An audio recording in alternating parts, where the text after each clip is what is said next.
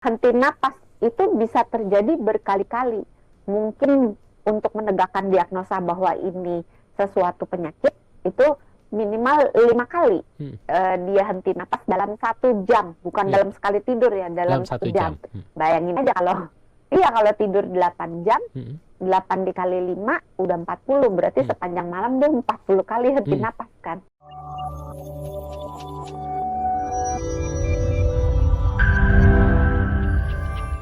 Dok, ini masih belum terjawab nih tadi. Sebenarnya kan ngorok ini bisa terjadi tadi salah satunya karena penyempitan saluran nafas ketika kita tidur gitu ya. Ataupun juga bisa terlalu rileks juga akhirnya menyebabkan ngorok. Nah, kesimpulannya apakah ngorok ini jadi salah satu indikasi yang perlu kita waspadai dan bahaya bagi tubuh, atau menjadi satu fenomena yang biasa saja dan kita ya sudah ditanggapi dengan normal saja, ini menjadi sesuatu yang memang jadi bagian dalam kehidupan kita? Kalau dia tidak terkait dengan henti napas, itu biasanya tidak perlu dikhawatirkan. Hmm. Tetapi bila terjadinya sering, terus disertai dengan terjadinya henti nafas, Hmm. disertai juga dengan suara yang keras. Hmm. Kalau ngoroknya cuma lembut-lembut aja biasanya nggak apa-apa, tapi Hmm. disertai dengan suara keras sehingga mengganggu pasangan tidurnya, itu bisa berpotensi menyebabkan gangguan kesehatan yang lainnya Hmm. yang jika tidak ditangani maka bisa menimbulkan komplikasi yang serius gitu. Oke. Nah, kenapa kalau dia rutin dan disertai dengan henti napas harus diwaspadai? Oh, nanya sendiri gitu ya, modelnya. Siaran sendiri Coba deh, Dok. diulang, coba diulang saja yang nanya deh. Tadi apa pertanyaan, Dok? Lupa. Kenapa kalau ada henti napas? Ya. Nah, periode ketika kita terjadi henti napas itu sebenarnya akan membangunkan kita. Jadi otak kita secara dari sononya, secara ajaib Tuhan itu merancang supaya kita tidak bisa mati karena tidak bernafas. Oke. Apabila kita bisa bernafas. Dalam arti gini, kalau ini kan terjadinya penyempitan saluran nafasnya, kalau dia masih ada jalan, biarpun sempit, masih ada jalan, badannya masih napas, ya kan? Betul. Tapi pada satu ketika sumbatan jalan nafas itu terjadi secara total, maka nggak ada tuh udara dari area hidung atau mulut ke arah paru-paru, kesumbat total. Nah, dalam keadaan seperti itu, otak akan membangunkan, dalam tanda kutip, membangunkan orang tersebut supaya bernafas. Karena kalau dia bangun, dia bisa mengendalikan otot-otot di saluran pernapasan, atau dia bisa mengubah posisinya, atau dia bisa kayak menarik nafas lebih dalam supaya masuk. Nah, ketika orang ini terbangun, maka kualitas tidurnya menurun. Oke, karena bangunnya Ya, itu ya. iya, walaupun bisa jadi dia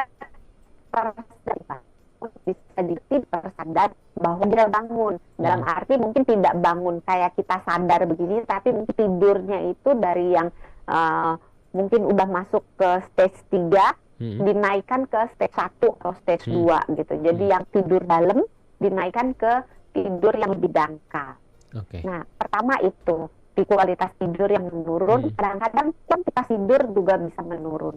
Karena orangnya kalau bangun kan benar bisa langsung tidur kan. Nah, terus yang kedua adalah terjadinya henti napas membuat otak dan bagian tubuh yang lain pada saat terjadi henti napas itu tidak mendapatkan oksigen. Oke. Nah, itu kan ada konsekuensinya. Coba bayangin kita kalau nggak dapat oksigen.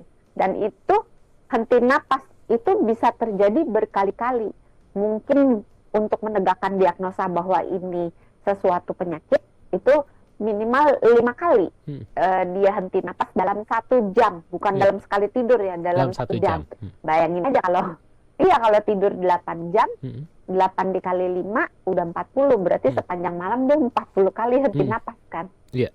Nah, itu akan meningkatkan berbagai macam penyakit resiko, berbagai resiko penyakit-penyakit terkait dengan si henti napasnya ini. Oke. Gitu, panjang kan? Betul, Dok. Dok, ini juga tapi menarik nih, kita ngomongin henti nafas. Ini ada orang yang kalau ngorok ini jedanya tuh cukup panjang, Dok. Jadi dia berhenti dulu agak panjang, baru dia mulai ngorok lagi. Tapi ada juga yang berhenti sebentar, ngorok lagi. Ini apakah ada hubungannya dengan henti nafas atau ini hanya ritme suaranya saja sebenarnya yang bermasalah, Dok? Biasanya ada saat itu terus diakhiri dengan kayak gelagapan. Jadi dia gimana ya? Aku bisa nggak meniru ini ya? Ngorok tuh kayak kan bisa niru nggak? Bentar. Nggak bisa, saya juga nggak ngorok. Kalau ngorok itu kan kayak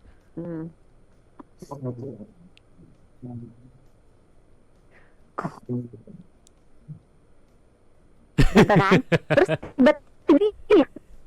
dia detik jadi henti pas. Habis itu orangnya akan gelagapan kayak ya sering kan gitu kan. Dia diam, kalau kita lihat tidak ada tanda-tanda pas, kita raba hidungnya nggak ada aliran darah, kita raba dadanya nggak naik turun, kita lihat dada naik turun, itu terjadi napas itu ketika dia diem. Walaupun tidak selalu ya, biasanya ketika diem itu terjadi henti napas. Nah, semakin panjang henti napasnya semakin berbahaya, berarti semakin lama otak dan tubuh lainnya tidak mendapatkan oksigen. Oke. Dok, ini juga ada pertanyaan yang cukup menarik dari sahabat Sonora, Dok. Selamat malam untuk sahabat Sonora Cindy di Kelapa Gading. Ini menanyakan soal, Dok, kalau saya ini ketika tidur ngorok belum tahu karena sampai sekarang belum ada orang yang ngomong kalau tidur saya ngorok kecuali lagi kecapean. Tapi terkadang beberapa kali saya suka kebangun karena saya keselak air liur sendiri. Apakah ini juga termasuk kehenti nafas atau hal yang berbeda? Terima kasih. Mbak Ibu Cindy ya? Ibu Cindy, betul, di Kelapa Gading. Cindy di Kelapa Gading ya. Memang ngorok itu banyak tidak terdiagnosa gitu. Itu saya punya datanya, itu sekitar 80% dari ngorok yang disebabkan oleh obstruksi jalan nafas, ngorok yang terjadi disertai dengan henti napas, itu 80%-nya tidak terdiagnosa. Susahnya memang begitu, karena ini masih bagus Mbak Cindy-nya kebangun karena kaget dengan suara ngoroknya atau dia keselak dengan air liurnya. Tapi kalau dia nggak ada masalah, dia cuma tidur gitu, ngorok tidurnya sendiri seumur hidup gitu, ya susah kan untuk tahu bahwa dia ngorok. Ini problemnya sama, problem yang dihadapi oleh Mbak Cindy ini dihadapi oleh banyak orang di seluruh dunia karena berdasarkan data 80% itu tidak terdiagnosa. Nah, bahwa Ibu Cindy mengalami kebangun sendiri dan keselak oleh air liurnya, bisa iya berbahaya, bisa tidak. Kalau terjadi hanya sesekali aja, tidak setiap malam, nggak apa-apa. Tapi kalau terjadinya rutin setiap malam, disertai dengan periode henti napas, disertai dengan berbagai gejala yang lainnya, seperti misalnya kalau gejala-gejala kurang tidur sih basically. Jadi kayak misalnya pagi rasanya kok ngantuk, belum seger, terus mulutnya kering, tenggorokannya kering, rasa haus, rasa lelah sepanjang hari, nggak bisa performanya buruk, berfokus, mengingat dan sebagainya. Pokoknya fungsi-fungsinya, fungsi otaknya buruk, mentalnya nggak kuat gitu. Jangan-jangan ini akibat ngorok yang disertai dengan periode henti napas. Terus Mbak Cindy, saya nggak bisa menjawab apakah ngoroknya ini berbahaya atau tidak.